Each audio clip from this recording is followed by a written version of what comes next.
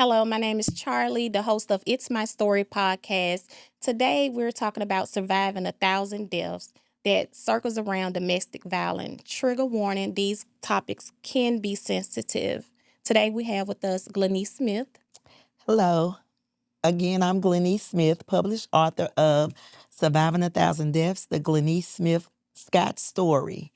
The story entails the abuse I endured over 17 years. I'm also a sixth grade science teacher, owner and operator of GM's Counseling and Consultation, CEO and founder of GM's Shelter, owner and operator of Taxes by Me, and owner and operator of Gumbo on the Go.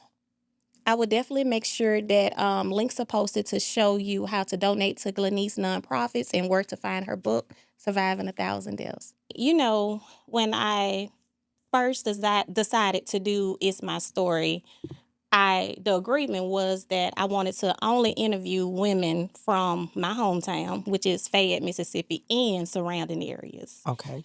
Because, where we're from, resources are very limited. We don't really have the same opportunity as other women who are able to share their story on larger platforms. Yes. I feel like It's My Story is just a P compared to other podcasts. And since we don't have that opportunity, and since I do admire you guys from afar for years, I just feel like I want to give, you guys the opportunity to get your story out there, whether the platform is large or small. And I appreciate the opportunity. And it's such a pleasure to have you. So let's get into it. Okay.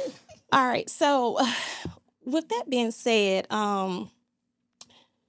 let's talk about this. This is the question that I wanted to, before we discuss anything. Who was Glennesse before the book? Before Surviving 1,000 Deaths? Who was Glennesse? Glennesse was a teen mom, a convicted felon, a high school dropout, a troubled teen that stayed into very mischievous, stayed fighting all the time. Just whatever in a negative light, I've done it. Do you think it was because of your upbringing, or do you think it was just because you were rebellious? I was rebellious, definitely. Oh, I could not ever blame my upbringing because, I came from a two-parent home. Mm-hmm. My parents didn't get a divorce until I was around 11. And they were very active. My grandparents were very active role models in my life. And I rebelled once my parents separated. Okay. Meeting you when I used to drop my son off at Holy Family, I would have never known that you had gone through anything. I know they say looks can be deceiving, but just looking at you, you seemed well put together, as if nothing had ever happened. So during that time, I think that was what? 2006. 20 years ago almost? Yes, that was 2006. And I actually was going through it then. Yes. Okay. Yes, I was still going through it. Well, it's definitely true that looks can be deceiving. I would have never thought. In the book, you talk a lot about domestic violence, what occurred to you, what happened during your younger years coming up. What does it look like before it begins? Is it straightforward? Do domestic violence come as a hit? Do it come as mentally abuse? It's all forms. Okay. It's mental, physical, because they gain control, mind control, and make you feel like nobody really wants you but them. They make you feel like nobody's there for you but them. A small push, a light slap, that's domestic violence. Calling you out your name, withholding things when they're mad, that's domestic violence. Yes, and I hear a lot of people who say that somehow, in a sense, that we as women provoke men to do these things? They'll tell you, they'll have you fooled Uh-huh. like it's your fault. And I used to think it was my fault. And I used to, I can't say that I did not used to fight him back, because I did. Mm-hmm. I can't say that I have not started, a fight, because that's like a learned behavior when you're in a relationship. And that's basically what you know in that relationship. So mine started when I was 13 years old. I was in the 7th grade at the middle school when he first slapped me. I still remember my first slap. I was in the stairwell in the, at the middle school. And because I was talking to one of my long-term friends, he's still my guy friend today. He walked up and slapped me because he didn't know him. So you guys were, is he the same age as you? He's 2 years older than 2 year, okay. So this happened, this was someone you had been with since your Yes. teen years. Yes, ma'am. 13 up until I was 26. Oh, wow. Your kid's father? Yeah, my 2 oldest ones. I have a 30-year-old and a 23-year-old for him. Having daughters, I always try to set a great example for them, in which sometimes I know that I do fall short of that. Do you think this has affected them in any way? Yes, most definitely. I have 3 daughters, Uh-huh. and each one got a different version of me. Okay. I had my first daughter, she's 30, and I had her when I was 15. Okay. Okay.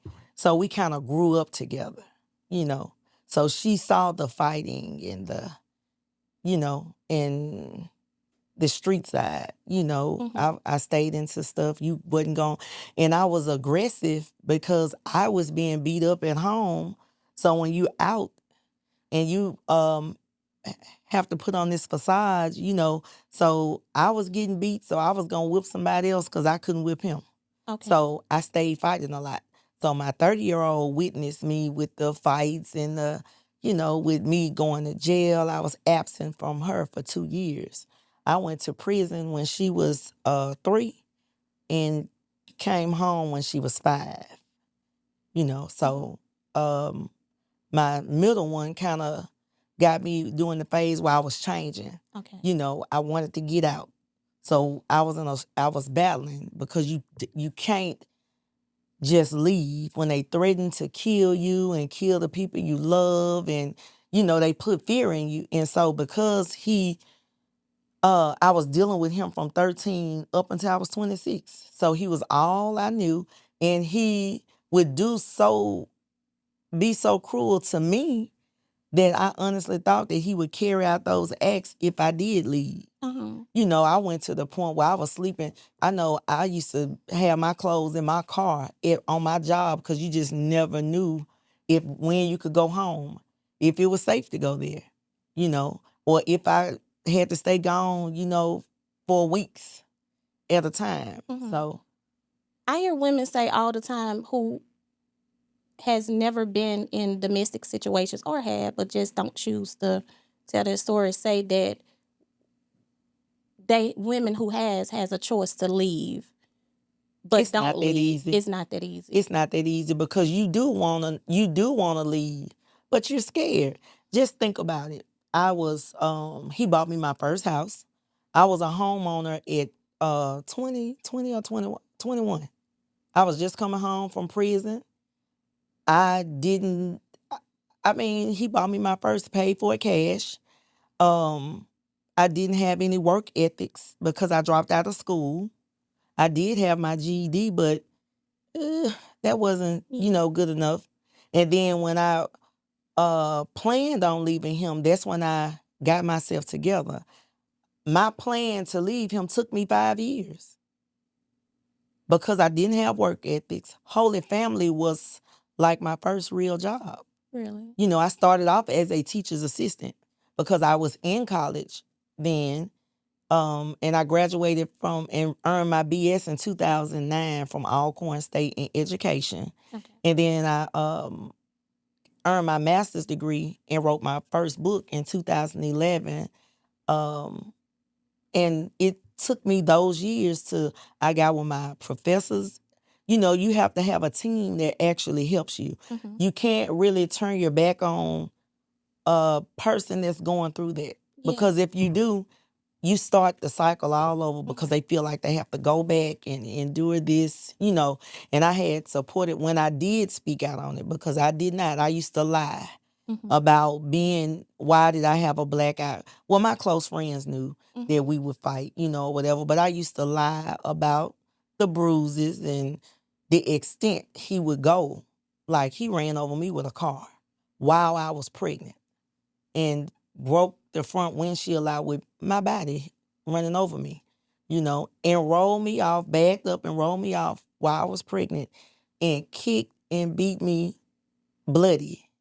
What did your parents have to say about this? How did this affect them? Of course, I you I can't lied. imagine. You lied. Yeah. Okay. Like, my dad could sense. It seemed like my dad could sense when something was wrong, because he would always call, like, right after Uh-huh. anything was going on, or you know, I just used to lie about it. In Black communities, more than often, we have not so much of the fathers, but the mothers who say, "Oh, he's taking care of you. Oh, he's doing so much for you. Oh, he take care of your kids. That's not his, and he do this and he do that, and No. nothing else is out there." And probably not with your situation, but other young women that I speak with all the time, friends who vent to me and tell me these things. What do you feel? How do you think that this affect us to, us as women to stay in these situations? It affects you mentally for sure.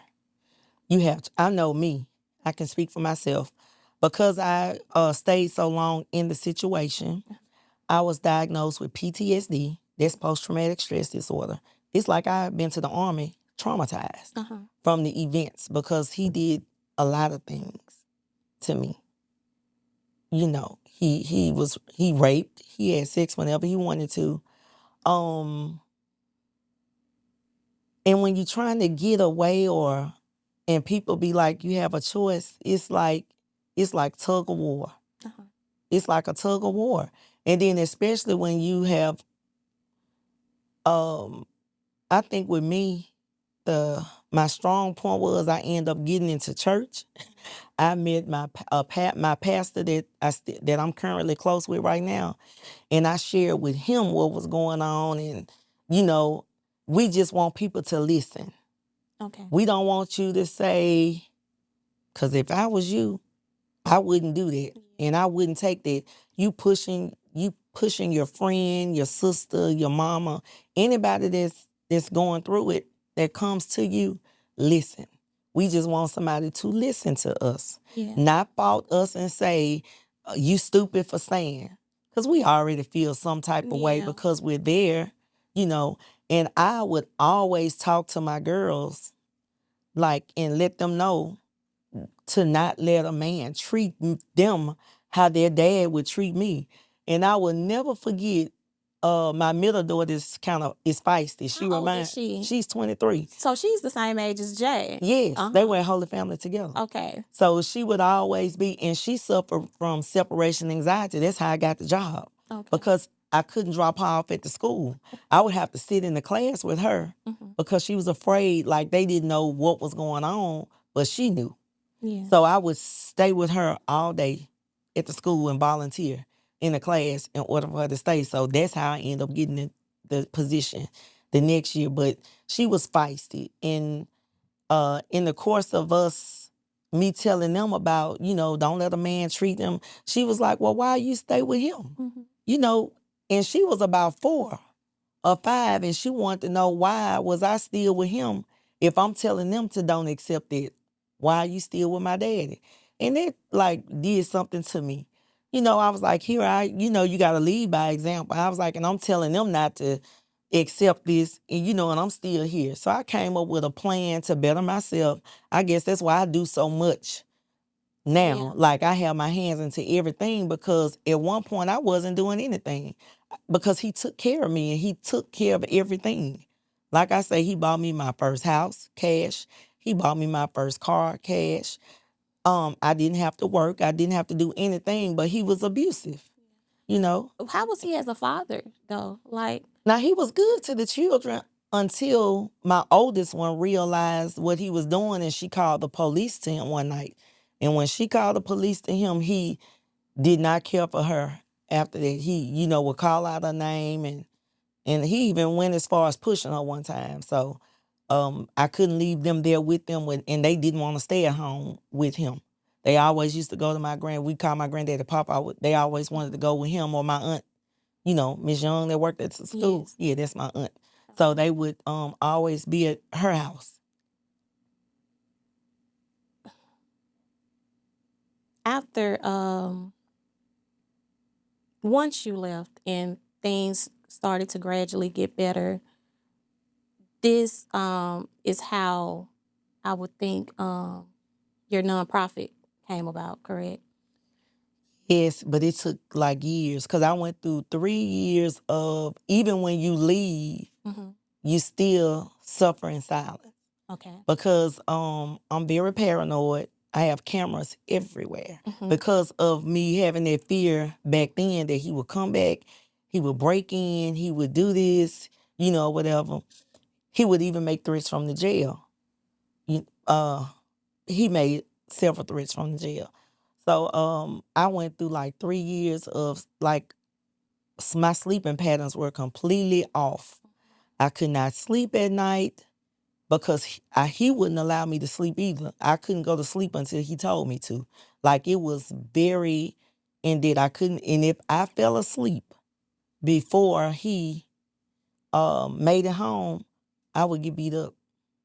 If the kids wasted juice on the floor, there was a fight. If I stayed at my grandparents' house too long, that was a fight. And like I said in the beginning, I would fight them back. But then I think after I had my second child, I just knew that there wasn't love at this point. That he beat me up and I'm having black eyes. Yeah. And that it just wasn't, that's not what I wanted. And then he would sit up and he was just a mean, hateful person. Because as light as I am, he would sit there and make me and scratch my face and dig his nails, like claw my face up. Slunk, kicked me out. I was pregnant with my second baby, and he kicked me and broke in my face and broke my cheekbone. If it's raining outside, my eyes still turn like a little dark ring from that, But Were you in love? yes, and then I fell out of love. Did you And then stay it after turned- you were out of love? Yes. Did you stay with him after you knew? That I was out, yes, Correct. but I needed a plan because I didn't have any money. And so, and my grandparents, I came from a well-taken, my family would take care of me, but you go through shame. Yeah. Here I am, a high school dropout with 2 kids, no work ethics. I think I probably worked at Ryan's maybe a month, and Burger King when I was about 16 for like a month. I went to prison when I was 17. I spent my 18th birthday in prison. Just... Was he the reason why you went to prison? No, he wasn't. I was doing some unnecessary things with my friends. Shoplifting. Yeah, shoplifting. Yeah. And then we got caught in Louisiana. Okay. And I wouldn't tell on another person. Okay. So I basically just took the charge for everybody. And they showed me the toughness. They sentenced me to 5 years because I wouldn't tell who they wanted another woman that was with us. How often had you done that before you were actually caught? A lot. It was like a job. Yeah, a lot. Okay. So, but I would never do it at home. Like I've never been caught at home, but I did. But it was very, because everybody know everybody. And then it was something that I didn't have to do because it's so crazy. My grandmother provided me with a credit card, but I just was rebellious, And I can't blame it on friends or anything. That's just something that I just got myself into. It was I didn't have to pay for anything, and I got away with it and thought that I would never get caught, and you're not going to get, who would think that you would get 5 years for stealing At that age. at that age? And so many people at that time was probably doing it. It's just you got caught. Yeah, all of us got caught, but Mhm. like I said, I just, following the street code when they say, if y'all don't talk. Yeah, and I don't regret not telling, whatever, because I think that I was living a fast life, and I think that me being gone those 2 years kind of, made me, it was an eye opener. And then what's so crazy, I was supposed to actually just do 6 months boot camp, a little boot camp program, but I got to jail and was fighting in there. So Were girls picking on you to fight? yes, Oh. because I was a crybaby. When I first went, I didn't I didn't know anybody because I'm in another state. So I'm not familiar with anybody. And they would kind of like tease because I would be crying wanting to go home every day. Like I'm going, and I would be telling them I'm going home. Yeah, it's just the thing. So when I be hearing people in jail, I get so tickled. I say, Lord, they used to be me thinking you're going to go home, but you're not. You're going to do your time. But, and I had a fight and it got out of hand. So they made me bag my time. The 6 months boot camp was uh off the table once I did what I did, because I read somewhere that I'm guessing this was before your sentence, that you were held in Natchez during this time. Before this time probably. no, And after? afterwards. Afterwards. So Yes, afterwards. See, I'm very vocal. Okay. I'm a realist. Mm-hmm. So I used to go and visit. He was in trouble at the jail. My Okay. ex-husband was in trouble at the jail. And while at the jail, I went to visit him and I saw some officers beating some inmates. Okay. And I spoke about it and went to the radio station and contacted the families to let them know what I saw. And then the following Sunday, when I went to go visit, when they arrested me, they detained me and said that I had this warrant. And, I was pregnant with twins.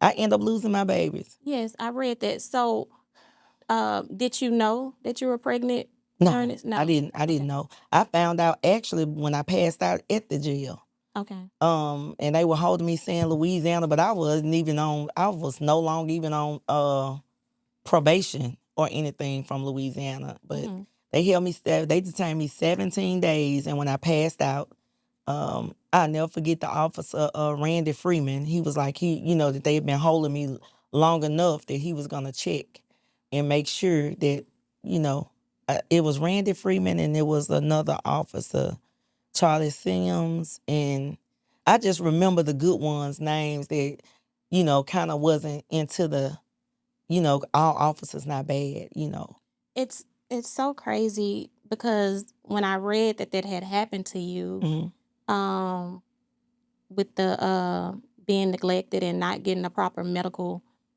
They let me go like the next day, but I went back, I lost the babies like maybe a day or two later. I think I just read where another young lady has just endured or passed away from the same thing. Yes. Dealing with the same thing. Yeah. But the one thing about it is her family will have to get some attorneys that's not affiliated with Natchez. Okay. Because I was going back because I too had sued the Adams County Sheriff's Department under Tommy Farrell. And the judge dismissed the case, threw the whole case out. I wasn't even made aware of the court date. And they said I missed the court date, and they threw it out, and I just couldn't never get another attorney to represent it. I had the Nan with Al Sharpton. I contacted them and had them to come, and their one of the leaders were tased and arrested at the we protested and everything. But I feel sorry for her family, and I pray that she gets the justice and have it moved outside of Adams County because I didn't have any money. I was young and just didn't have a lot of support to have it moved from Adams County. They were able to do what they basically wanted to do. What was the outcome of it? They threw it out. They threw it They out. dismissed it. I never, and that's why I said I lost two. I was pregnant with twins. So they threw that out and it was nothing ever said or done. And it kind of shut you down and make you feel a way about it. But I just know like Travis isn't in office now, but Travis also helped me doing that abuse when he was just a regular deputy. He sat outside my house so I could sleep because my ex was a piece of work. How are you guys' relationship now? I just forgave him. Maybe just say about 7 years ago. Because I had to, if you want to move forward and you trying to do things and build things and, and kind of, live right, I had to forgive him, not for him, but for me. Yeah. I can't walk around, just bitter and angry. He did what he did. And he'll pay for it in his own way. I can't punish him for it. I did what I had to do. I filed the charges. He served about 7 or 8 years, You think he's grown from that? No. Normally, and I used to see my therapist and she would just tell me that he was like a sociopath. And my baby was a planned baby because he told me that he would always harass me or bother me unless I had a baby. So I had a baby. And that's my planned baby. That's my baby and she sees the mature version, the business side, the mom, yeah, like now, Layla is my, yeah. Okay. Camry got the in-between where I was struggling to leave there, but she saw that, okay, her mama always, that's when I got into the cooking, just doing anything that I could do. Because one thing about Natchez, when you have a background, because that charge, I'll be 47 this year, and that happened when I was 17. And believe it or not, they'll still bring that up like it's something. I was like, I wrote, talked about it in the book almost 30 years ago. So, this October will be 30 years that has happened, but they still dwell on it. Yeah, they do. Well, 20 some years, I think. As a mom with daughters coming up and seeing them maybe, my daughters make little small mistakes that I made at their age. Now they're 12 and 15. And they're little small things, but I'm trying to correct it now so they won't turn to big things because, of course, I had my son at 17. Okay. Although we made mistakes and things, we don't want that for our children. At all. So coming up with your daughters, your first two daughters, did they give you any slack when you were trying to correct them? Did they listen? Were they able to say, well, I know from experience she's telling me the truth? Or did they have to go through some things and then come back and say, well, Mom, you were right? Listen, I think I scared my oldest one because she would see me fight all the time. So I never had problems with her until she got to the high school. Okay. And it wasn't with she more over do little mischievous stuff, So I never had a problem with my middle one. It was fighting, and that's because I think she just inherited it from me, through not DNA to maybe or just from through DNA, and she has seen me or whatever, but and I think she's more so like me with not taking any, don't stand up, speak out, don't take nothing, but she's more high-headed because that's how I was when I was younger. Now I can speak out and check you without even cursing. Okay, and get my point across without the screaming and the hollering if I choose to, Did that come from growth? Growth. Growth. Did that come from therapy? Yes.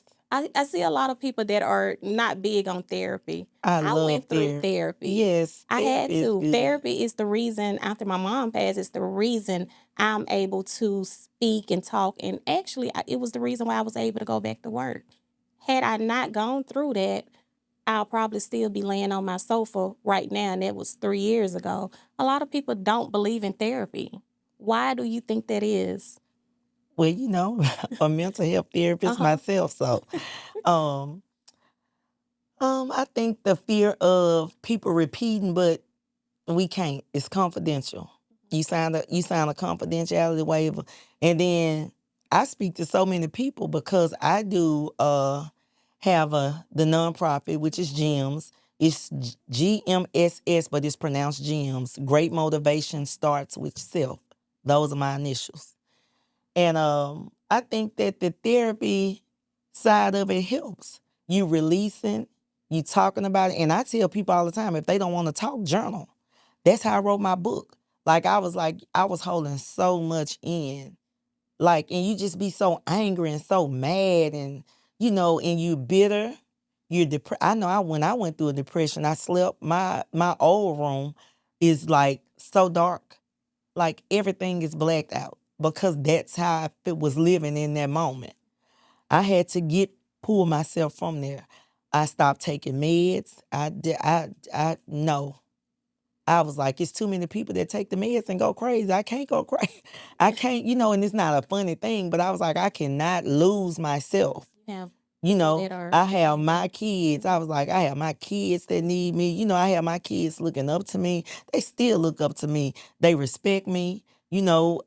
We bump heads because my 30-year-old, I could take her some days, and you know, the yeah. 23-year-old, we reason, but my little one, she let me know if I raise my voice that I hurt her feelings, Mm-hmm. and you're not gonna talk to her like that. Right. So She got the different you. yeah, so she Yeah. let me know you're not gonna talk. You can't talk to me like that. Yeah. She ready to move out if I yell. And my oldest ones be saying, you would have been moved out if you was living when we were growing up, because I She- can say some words. uh-huh. you know, Yeah. yeah. So I truly admire despite of everything that you've gone through. I think I started paying attention after all that. Like you say, the boss you, the yeah, one where you're helping in the community, the one where you're speaking at events, the one where you're donating, uh, helping young women. That is who I see now, and it's a glow that I wish that we all could, somehow have or find our way. When I speak of finding your way, what was pivotal for you? Like, what started first? I was determined. Like when I got my GED, I think in somewhere, because I always write and leave notes. Uh, I believe in daily affirmations. I believe in speaking greatness over your life. I believe in clapping for myself. I believe in pushing myself. I believe to the highest potential, regardless to who may not support it. I believe in it. I believe in whatever I put my hands to. I was like, generational wealth is what I'm trying to leave for my kids, you know, and because I had help, along the way from my grandparents. I was really, really, really close with my grandparents. When my grandmother died, a part of me just left, and I like drifted back into my old ways, like not caring and, just or whatever. But to answer your question, just every woman needs to set daily affirmations for herself. Believe in yourself, because it can get in your head that you won't be, because I was told that, you know, by him and a couple other people, you won't be shit because you went to jail or you had your kids early, and your kids gonna be just like you. And I always took my own horn because neither one of my daughters were teen moms.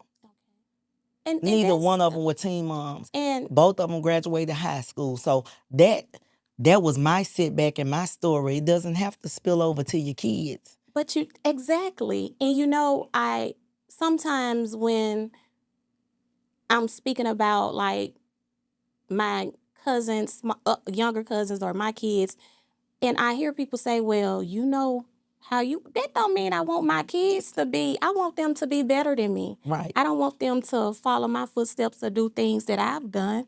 And for you to say they were not teen moms, they both graduated high school, they're both living in their truth, doing what Yes. they're supposed to do, that is just amazing to me. Yes, and I Because see my oldest one, like I say, she graduated high school at 17. With no kid. My middle one graduated high school with honors at 16, and she wasn't even in the fast track program. So she just was smart. And my baby is there. She graduated. She's in high school and college. She's the dual dual enrollment. Okay. And she's an honor student. Been an honor student forever since she's been in school. And so and she's very active. Like, I used to run track when I was in school, but I just wasn't into all of what The thing that she's doing. doing.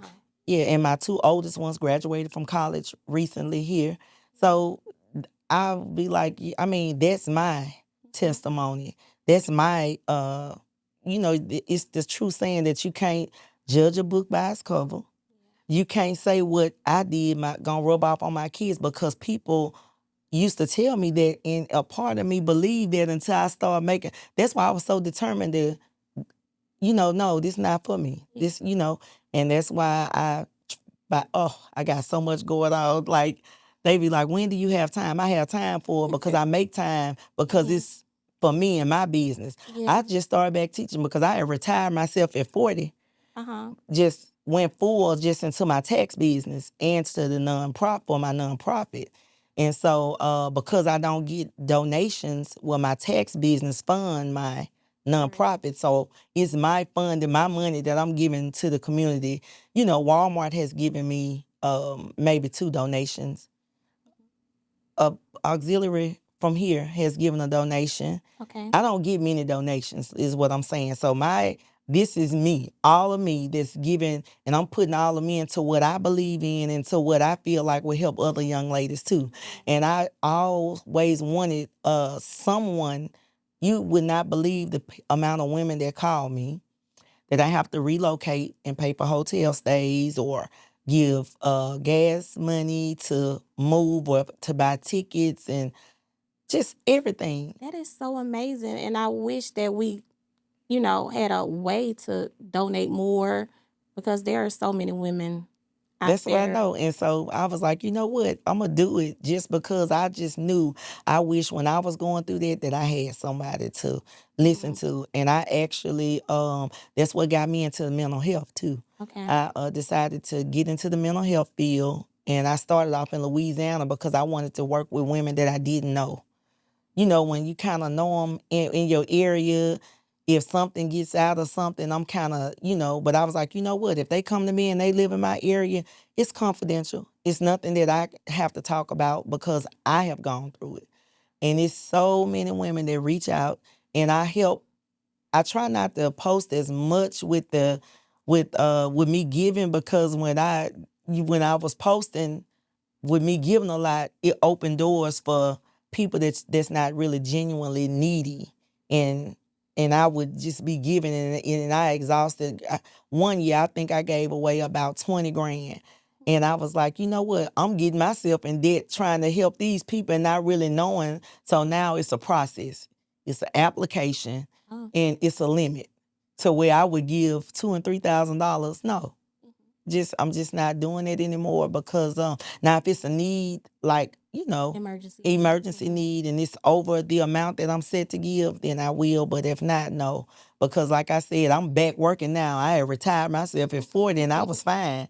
And then once my youngest one, come along with all these different activities and she's into everything, and I'm not going to tell her no, because I like for her to be active. I'd rather for her to be active than to be laying around at home and get curious and get into other things. So I'm going to keep her in whatever activities she want to be involved in that's school related, or in extracurricular she's on the volleyball team. She's a cheerleader. She like to dance.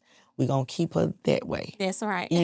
And so I'm back working, teaching 6th grade science to fund her living. I truly and to help understand. and to help my oldest ones with their kids if needed, Okay. So I just was like, I'll take that money and Do you have any success stories from the young ladies that you help? Like, are they prospering from Yeah. you helping them, or did they Moved away and never looked back. I was just so proud. I was like, okay. Yeah. And I don't ask questions. I'm one that don't pry. If you call me with it, I'll listen. I'm not gonna call you back to, you know, to like get into it, your business or anything like that. But I do watch from afar. Mm-hmm. I watch through Facebook, because most of the women who I have helped, I'm following on social media. So I'd be like, okay, she's doing good. Look at it going on, have a little glow about themselves and doing really well. And I'd be like, okay, the ones that's, locally. When I see that they don't go back, when they go back a couple of, because I went back so many times, so I don't judge. I was like, they go back, they know when enough is enough. So, you know, Teenagers I see are going through it now. I know you said that you were 13 when this all started. More teenagers are going through it now, and as a parent, I've always said I just have to move my child away. Like, what else is it to do? well, Like, you can't run away from you it. can't run away from it. Because what your daughter is going to do is fine. If she has to learn that that's not acceptable. We have to teach our daughters to love themselves. That's not love. When they hit you, I'm the mom now that if my 30-year-old gets a man and he seems aggressive, well, I step up and let him know that we don't hit. We not gonna do that. So you're speaking to him directly. Yeah, I go to him. I'm just not stepping. I'm not the quiet mom. We gonna nip this in the bud I know signs when women are abused. I speak to the teenagers. I've been to Colleen, I've been to Alcorn, speaking to women, and you would be surprised at the women in the audience, the young ladies that's in the audience. Body language tells when they can't make eye contact. They're afraid. So when they look off, when you telling something that hits home, they look off, they look down, they wiping, they crying silently, and I see in the death rate is so much higher. Yeah. Every time I read a story, and I have a bad habit of, I follow all domestic violence cases. I watch and just see the outcome, and I was like, and I always thank God. I'd be like, God has something so much greater for me because this was me. This could have been me, and I was like that He has something so much greater because He saved me. He saved my life. It's your story to tell. Yeah. So, and I was like the race higher. My advice to any woman, or if you feel like your sister, friend, cousin, anybody that's going through, listen. Don't run them off. If they fighting in front of you, don't call the police, because that's how innocent people get killed, breaking up fights. Or if they're fighting and they not really hurting each other, 9 times out of 10, she's gonna go back. And everybody is mad with you now because you jumped in to help her. So I would just call. I wouldn't leave, but I would call the police. That would be my advice. But listen to them. Signs, don't discourage them by calling them names and stupid and this and that. Listen and genuinely be there and have an open mind when you're dealing with somebody that's going through abuse, because they need you. They need somebody to love on them, to show them what love is. It's a shame that I'm almost 47 and I just in my past probably 6 or 7 years, I just truly learned what, I knew my granddad and my grandmother, and my parents loved me, but a man properly loving you and respecting you just came along maybe about 5 or 6 years ago. Okay. It's hard. It's a wall there. I keep a wall up because you just never know, so.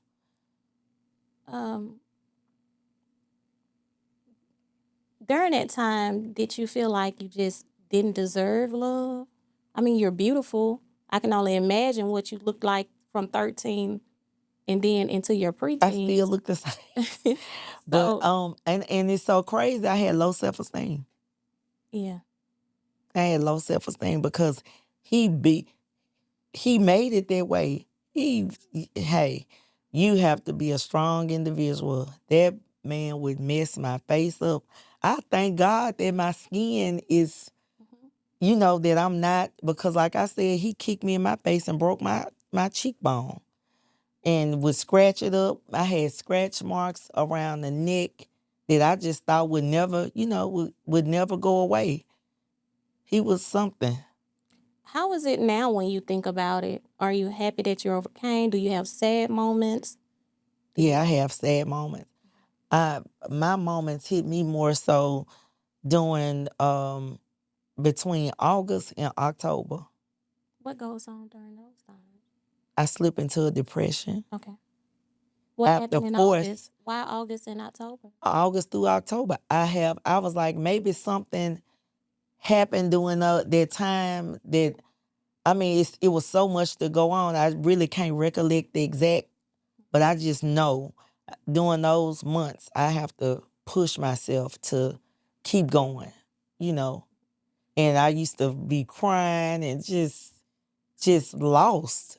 You know what I saw one time that I was following you, that you had took your daughter and a group of her friends on vacation. And I thought that was so neat because me as a parent, I'm not taking no boys on vacation. But, I thought that was so cool. And, they respected you. Like, I feel like you have boundaries and they already know what to expect. Yes, And I was like, man, I wish I could be that parent. And maybe one day, you will. I could because be that I had parent. my nephews. My nephews moved in with me when they were in high school. Okay. And so my neighbor, like I was like the little neighborhood mom. So I would take anybody that parents would allow them to go. I just feel like kids, if they can't, every kid should experience outside of Natchez. And that was my goal, to take my neighbors, because the boys that I actually took with me, it was about probably 7 of us. I always let my youngest daughter bring her friends. Okay. With her wherever we go. And I was like, I'm gonna do the older ones. And I agreed with my neighbors to let them come, because they would always be nice and help to take out the trash, and that was my way of rewarding them. And I just enjoy doing it. I was like, the experiences, It was, I thought that was so cool and amazing. I know that you help a lot of women. Do you think there are opportunities for young boys? I know. I help the boys too. Okay. They are just more so, don't tell, don't say. I help them too. Okay. Yeah. I'm behind the scenes with the boys that don't want people to know. I have paid for TWIC cards, like getting them on the right. They can call me and for just about anything as well. Yeah. And I don't mind helping. Whatever's out there for me to get them to not be in the street, I sort, I'm like that, because I was like, I'm like that in real life. Y'all, you getting this old soft version, but you don't want to go there. And then when they, it was a couple of my neighborhood kids that are incarcerated, and they are, always want to check on me or whatever. They be like, "'Cause you used to feed us," and I'll be saying, "Shit, I don't remember," but that is something that I was big on. I like giving back to the community. I like hosting events just to give other people. Because I think when you give people their flowers when they're here, they appreciate it so much more. I wouldn't dare want to wait till, somebody gone to say, I wish that I had done this. With every move that I make, it's always, I'm glad I was able to do that. Because my little neighbor that was, that I had just taken on vacation with me to the mountains, he had never even caught a flight. And so he was murdered last year, a couple of months after his graduation. And when I go back and look at the memories, I be like, wow, I was able to let him experience that, before, and he had never done that. And he really, and I go back and read our messages, and he always let me know that he appreciate me for giving him money. Whatever it was, he used to like the rope. I would, give him money here and there. He would always pretend like he was going to pay me back, but I would give it back, So I just like that overall. If this my shelter that I've been working on, my pastor actually gave me, donated me a home. Okay. And it's just hard because everything is out of pocket.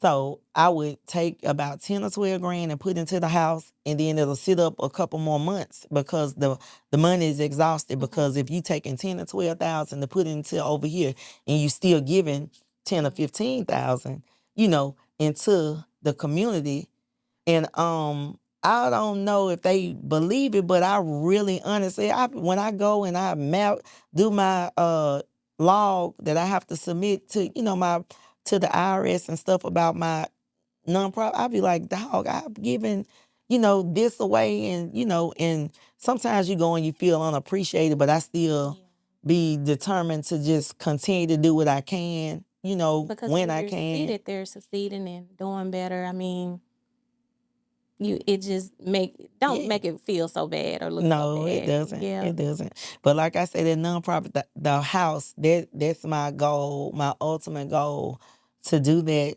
You see, I started my gumbo business. I was like, all the money I get, I give it away. I'm gonna have to get down to get some of that gumbo. Yeah. How do with you being who you are, although we as women we should stick together. I'm such a girl's girl. I say that all the time. But I'm also not like I'm not very friendly, but I'm a girl's girl. Like I like who I like. I like who's in my space. But you being who you are and have succeeded and overcame, do you think that come with Oh, yes. I get it. I just read something before we actually started. I was like, okay, today her day. Yeah. In a nice way. How do you overcome that? How do you look past that? Because for an example, there are so many things that I want to do, and I'm like, no, I don't want nobody to think that, What? So how do you overcome that? Do you just continue ignore it? I do whatever I want to do. Okay. I do whatever it is that I want to do. Okay. I don't care what anyone has to say, as long as it's respectful and it doesn't hurt my children. I'm gonna do it. Yeah. I go out. I have a good time. I go to church. They may not, because I don't post all these church pictures. I have a relationship with God. I talk to my pastor when I need to, but I'm gonna enjoy my life, enjoy myself, and I'm gonna do what I want to do that makes me happy. I work too hard to be in a bubble, and you've missed out on so much coming up. And that's what I said too. I was like, I was in the shell, from 13 up to I was 26. So just don't mind me, right now, because I'm gonna enjoy myself. Whatever it is that I think I want to do, once it's in my head, it's gonna get done. I'm gonna do it. That's my goal. I call myself a gold digger. GOALDIGGER. Gold digger. Yeah, because I'm gonna get that done. Okay. What advice would you give to other young girls that feel like, oh, like with a podcast, I want to start a podcast, but I don't want to get any bad reviews, or I want to open do a clothing line or a boutique, but I don't know, because when I did the first podcast, I don't know, I was just so worried that I would get, because I'm so country, and I was like, Lord, I'm gonna get so much bad feedback on it. But when I check my inbox and spam box, like I have so many messages from so many people saying, oh, thank you for, delivering this, or I felt like this and I needed to hear this. And so how could you encourage, what would you tell young girls and young women? Be your own best drive. Be your own best drive. That's my motto that I created for myself. I'm in my own lane. I'm driving. I'm staying in this lane for Glennesse, okay? For G. Smith. I'm over here, okay?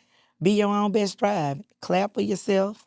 When it's somebody always watching you. Like you said, I wouldn't have ever known that you admired me from afar. Because we would small talk with the kid, with picking up, with you getting your baby. But You never know. So it's somebody always liking and admiring you. And of course, you're going to have, to every one somebody that likes you, you're going to have 100 haters. X them out. When I go out, wherever I go, I'm going to pay to sit by myself so I could just watch and smile and grin from afar. Now, I talk to people when I'm walking through, but I don't want to be bothered. When I get in my space, don't come back. I understand. Yeah. And so that's how I just created that space for me, because that's just how I keep my peace, everything. I have a small circle of friends. I talk to maybe 3 people daily on the phone, and that's it. Outside of business, I'll answer calls here and there or whatever, but I just keep it brief, because the bigger your circle is, the messier it is and all that. And I'm almost 50. I want to enjoy. I'm going to enjoy, but to answer your question, they have to be confident in who they are. When you are confident and you walk in your truth, when you said to your podcast, I just started the gumbo business. It's a lady that just got on there and just did a whole bad thing. Never even tasted it, but just did a whole bad thing. I gave her what she was looking for. I shared it so we can get this out there. It's going to be people that like it. It's going to be people that don't like it. Do you think I'm going to lose sleep because 5 people may not say it's not good? No, I'm going to keep doing what I know I'm good at, because one thing I know, that whatever I put my hands in, I'm good at. I'm confident in what I do. So, hey, it may be their taste buds. That's them. That's them. I can't force you to say that's what it is. So, you just got to be confident, live in your truth, put your mind to something and just do it. Just do it. As long as it's not disrespectful or it's hurting your kids, do it. Or your you married now? No. No. Well, boyfriend, fiance, whatever. As long as it doesn't affect your inner circle and everybody know what's going on. Because I'm gonna get with my kids and be like, "Is this?" Even though I may not listen to them, but I'm gonna let them know, run it by them, and let them know, But and my boyfriend, I'll let them know, and we just move on with it, and just do what you want to do. You have one life to live, and your goal should be to satisfy what you. I hope there are some young ladies that are able to tune in to see this, because I feel like it's so much motivation, confident in this that they should hear, and maybe it will give them the opportunity to go ahead and follow, a dream that they have. How can we donate? I do have a bank account set up for gems with Concordia. Okay. If you want to, they can go there indirectly. The account is set under the name Gems. Okay. It's set there at Concordia. You can, I do not have a Cash App. Okay. But they can Apple Pay and say what it's for. Okay. And I do have generated receipts. Well, I'll send a receipt back out for the nonprofit. But I take donations and all. They can cash, check, or whatever. Okay. That'll be good. But for any young lady that's out there, they see that I went from high school dropout, teen mom, prison, convicted felon, you name it, to moving forward, GED, BS in education, master's degree in secondary education with an endorsement in counseling. I'm certified in school counseling, psychology, and biology. I have a GEMS counseling and consultation business, and I did the LLCs for some insurance because I do talk to people, and I wanted it to be on a professional level. They don't have to pay me. I don't get paid from that at all. I just offer those free services for abused women or families that need to vent, and I know that I can get them through some things if they listen. And I have my tax business, Taxes by Me. If you need your taxes done, holler at your girl, I'm going to get you right. I've been a certified tax preparer for over 13 years. And then I have my GEMS nonprofit for the domestic violence. With donations, I help locate the families and children in that aspect. I do also feed the homeless, and go to nursing home, give care packages and stuff. It's broad. The GM's shelter is broad because I do a lot. I even help with burial with families and things like that. Do you have something to where teen girls, to where you're gonna maybe thinking about doing in the future for them? Maybe some type of convention. I normally do Black Girls Rock. Okay. And I stopped doing it because I was doing it every year. And I stopped doing it because it was so many people in the community that came up with these other little groups that was like clashing. And so once I see that, and that used to be like some of my, when I would do the Black Girls Rock event, those donations would go to, I could use those funding to help with whatever I needed help with. But because it was so many people doing the women, so much other, like the same thing, I stopped. But I said I was going to start back this year. You should start back. Yeah, and I would do the Black Girls Rock event, and I would have guest speakers to come out, whether they are, I know a lot of people have sexual assault history. So it's been women that have spoken on that in that aspect on how they overcame that. My last Black Girls Rock event, I had an all-male panel. Oh, okay. It was so interesting. It was really, really, really good. Okay. I had an all-male panel, and they 3 were convicted felons. And I just like to bring light to convicted felons because all of them are not bad. Your one mistake you did 40 years ago, people still holding it over your head, and here you a whole boss. Look at me. Look at me.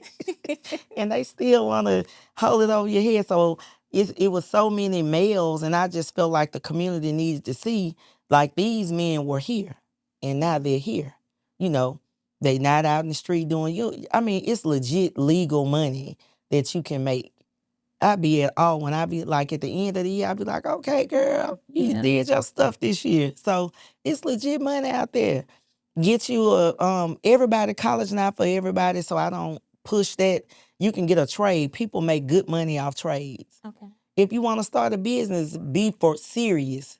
Don't just go waste these people good LLC just to waste it. Mm-hmm. Put it to use and use it. So yeah, I know for a fact that I'm gonna get back into the Black Girls Rock event. I think that'll be a good thing.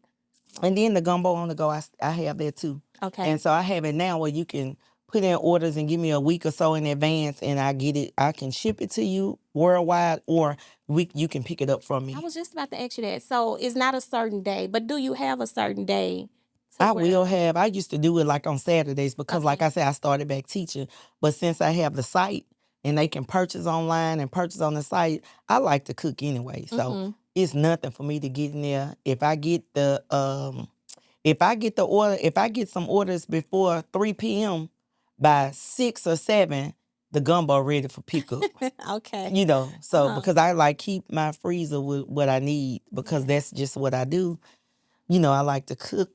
So I keep it on hand so I can whip up some good gumbo and get it to them.